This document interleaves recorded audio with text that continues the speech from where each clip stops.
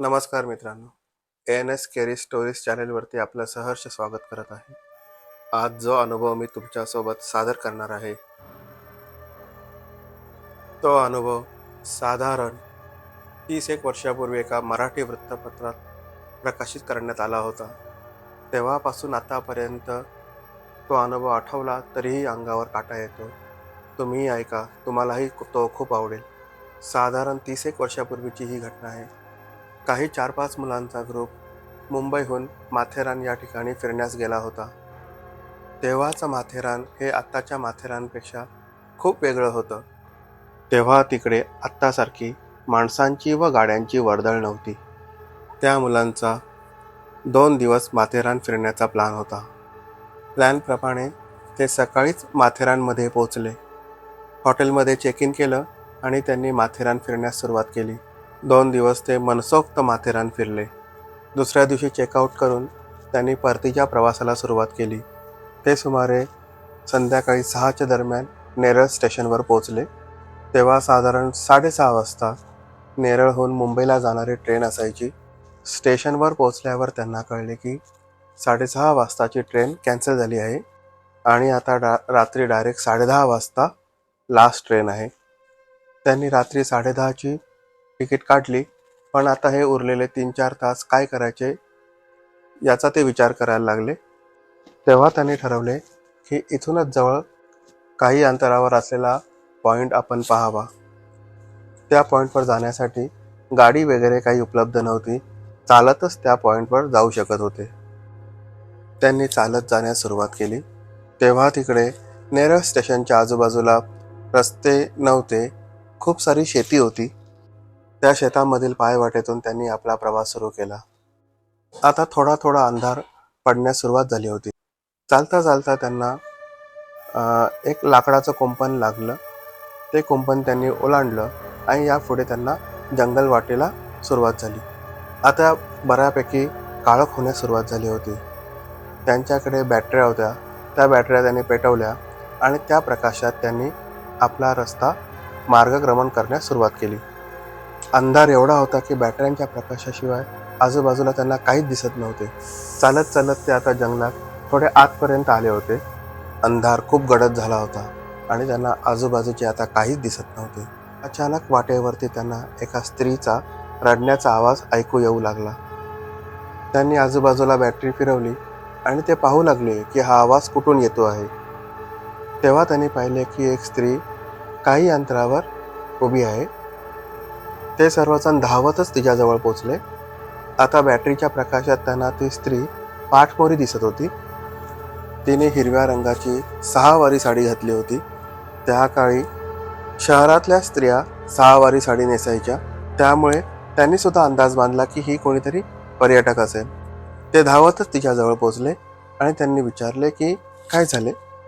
तेव्हा तिने मागे न वळून पाहता खाली दरीच्या दिशेने बोट दाखविले आणि ती रडत रडत म्हणायला लागली की आमची गाडी खाली दरीत कोसळली आहे.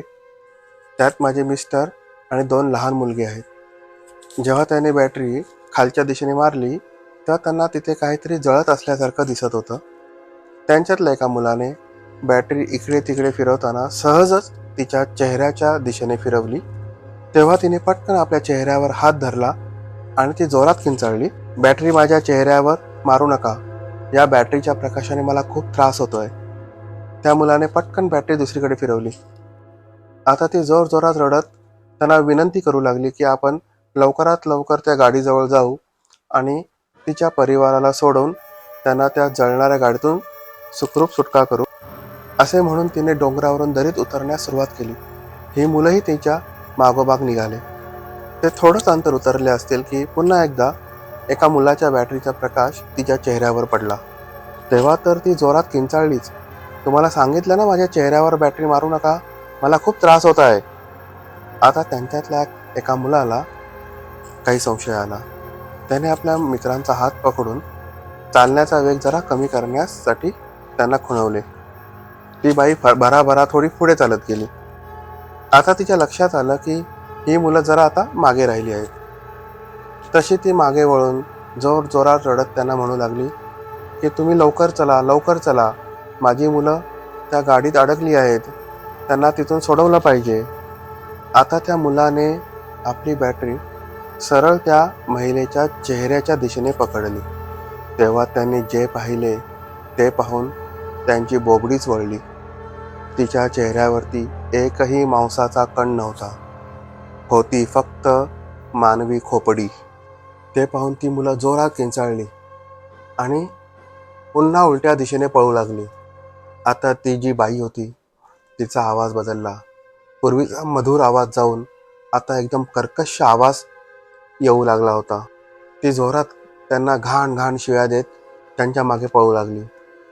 या मुलांना बॅटरीच्या प्रकाशात जो रस्ता दिसत होता त्या रस्त्याने ते पळत होते. काट्याकुट्यातून झाडाझुडपातून वाट मिळेल तसे ते पळत सुटले होते आणि ती बाई मोठ्याने शिव्या देत त्यांच्या मागे पळत होती. धावता धावता या मुलांचे पाय घसरत होते. ते पडत होते, त्यांना लागत होते, पण तरीही उभे राहून ते पुन्हा धावण्यास सुरुवात करत होते. बोरी बाबळीच्या झाडांनी त्यांचे पूर्ण अंग ओरबाडून निघाले होते. सहीकडून रक्त येत होते. त्यांच्या चपला सुद्धा त्यांच्या पायातून केव्हा निसटल्या होत्या. कपडे फाटले होते, तरीही ते जीवाच्या आकांताने वाट दिसेल तसे पळत होते. ती बाई सुद्धा शिव्या देत त्यांच्या मागून पळत होती. पळता पळता ती जोरात किंचाळत होती, मी तुम्हाला सोडणार नाही. आज तुमचा शेवटचा दिवस आहे. बरे तुम्ही माझ्या हाती गावलात. आज मी तुम्हाला सोडणार नाही. असे सुमारे 10-15 मिनिटं ते जीव मुठीत घेऊन पळत होते आणि देवाकडे प्रार्थना करत होते की या संकटातून आम्हाला वाचव. ही काय शक्ती आहे जी आमच्या मागे लागली आहे.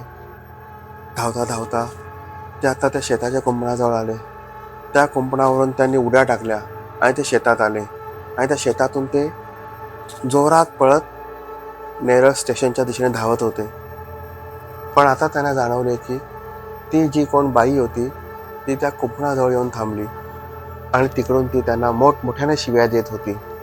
ती त्यांना म्हणत होती, अरे आज तुम्ही वाचलात, पण पुन्हा कधी माझ्या तावडीत सापडाल तर जिवंत सोडणार नाही. हा हा हा हा हा हा.